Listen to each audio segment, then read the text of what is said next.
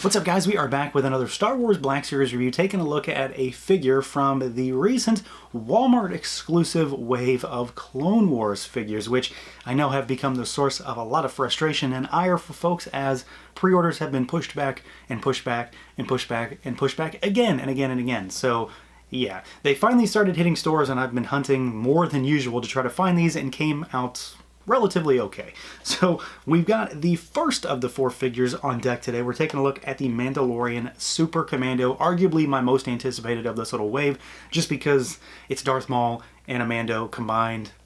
That's pretty much everything I could want in a figure, so I'm really happy to finally get some of these guys. I did not get the Loyalist figure.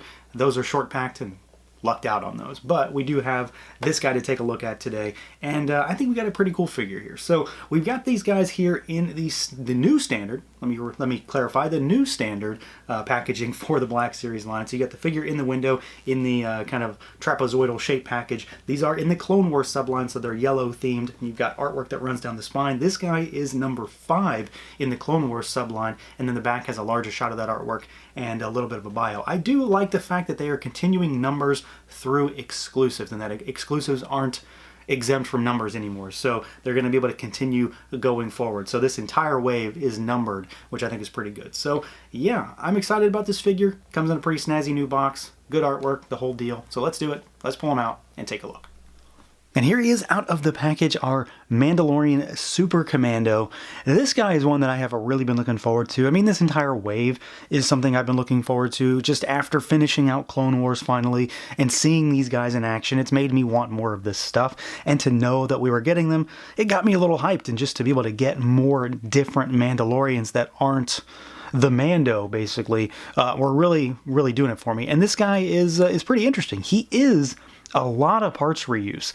This is basically a Jango Fett reuse through and through, for the most part. They are not entirely the same figure, but they are very close. So there is some older style articulation here, but for the most part, he does move decently enough, save for maybe one little area that is kind of a sticking point from the Jango era. So you've got a head that can look up a little bit. He can look down really good, though.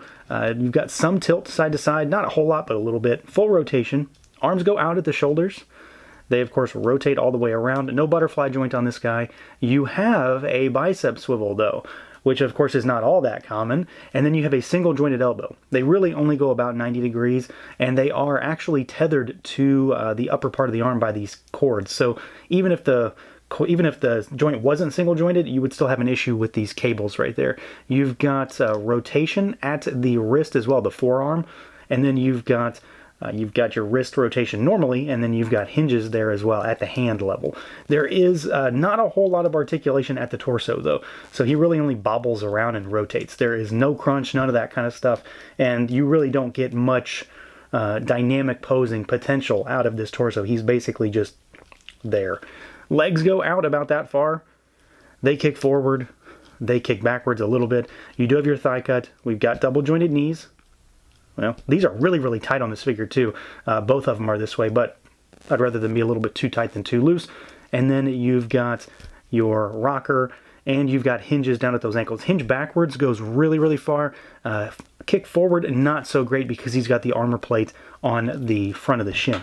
So he is a pretty standard Black Series. I mean, there's nothing new here. There's nothing that's being reinvented. None of the new style, none of the new single joints with the pinless stuff like we've been seeing on the knees lately, and then nothing when it comes to butterfly joints. He is very much what we're used to seeing when it comes to the Jango Fett figure, because for the most part, again, he is just a repaint with a few changes here and there. Of course, one of those big changes is the aesthetics and just the overall paint job. And I'd be lying if I said that I wasn't mostly interested in this figure because of the way he looks. So this is a Mando Super Commando, and, well, I didn't mean to rhyme, but he's a Super Commando, and these are from the era of Mandalorians that were loyal to Darth Maul as the leader of the Mandalorians. So you've got the Darth Maul influence all over him, from his colors to, of course, the helmet. So this is a really striking figure, and I really love the way this looks. Like, it's very fanboyish of a thing, really, to have the combination of two of the biggest badass type of things in Star Wars, Darth Maul and the Mandalorians. But I mean, cool is cool, right? And I think it's cool. So we do have, again, a lot of parts reuse when it comes to this figure. He is mostly just Jango Fett. He's Jango Fett from like the knees down, the torso, the arms. The spikes on these pads are different, but this is a rubbery material, so it's like an overlay kind of piece. And even the jetpack is the same thing that the first release Jango Fett comes with. I'm not saying that in a negative sense, just mostly that's what he is. And it works pretty well. I mean, I don't have too many problems with the way he's constructed. It does lead to some issues when it comes to articulation, but as far as the visuals go, I'm pretty happy with it. The paint job on him is pretty nice. You've got a little bit of wear and tear here and there. Nothing too crazy. He's not like super weathered or anything like that. But I like being able to see these designs and them being really clean and crisp, because that's what I'm here for. I'm here for the Darth Maul influence on this figure. You do have some new stuff when it comes to these leg pieces here, because you've got the actual what are these? The holsters on the thighs, rather than them being a kind of a piece that was tethered to the belt. The belt piece is also different as well from Jango Fett. And then he's just, of course, got his own unique look that makes this figure, this body, into something much more different and cool. And I really like the way they utilize these pieces. It works nicely. The backpack, the jetpack, looks really good in this kind of gunmetal color with slight red accents. This could be considered an accessory. I'm not really sure that I do, because, well, it's a Mando. He's likely going to have it on there at any given time. But I do think that they did a pretty good job here. Little spikes on the shoulder pads. The very Darth Maul influence on the torso with the tampography there. But the most striking aspect of this figure is undoubtedly the head sculpt, the helmet, the bucket up there. And yeah, I mean, this is really, really good. I'm very happy with it. It's a very Darth Maul influence, kind of Boba Fett style helmet, really. So it looks really good. Nice size, nice shape. The striking designs, the patterns on the top of the head are really well done. I do have a few little nicks on the face, which I'm going to see if I can clean up. A little bit of red paint either showing through or applied in extra. I'm not really sure. It's probably a little smudge on there. And then you've got the spikes up top, which of course give him the very Darth Maul look and feel. So I just like it. It's a fun design. It's definitely a cool little footnote in the Mandalorian history when it comes to Star Wars, where they are very much heavily influenced by Maul. And to see some of these Mandos kind of adopt his look and his design, I think is really cool. And it makes for, again, a very striking presence on the shelf. And, you know, for such a goofy kind of thing, it translates to plastic pretty well. Now, as far as accessories goes, this guy doesn't really have a great deal. He's basically just got 2 pistols, and he's got the backpack, jetpack that we've already mentioned. I don't know if the jetpack really counts, because, well, they pretty much always have them on anyway, so it's basically something that you're likely going to have anyway. So you've got the jetpack. You don't have to use it, of course. You know, it can be removed if you want to, but you can pop it back in, and it does stay in place really, really well. So I'm really happy with it. It looks good, and it stays in place nicely.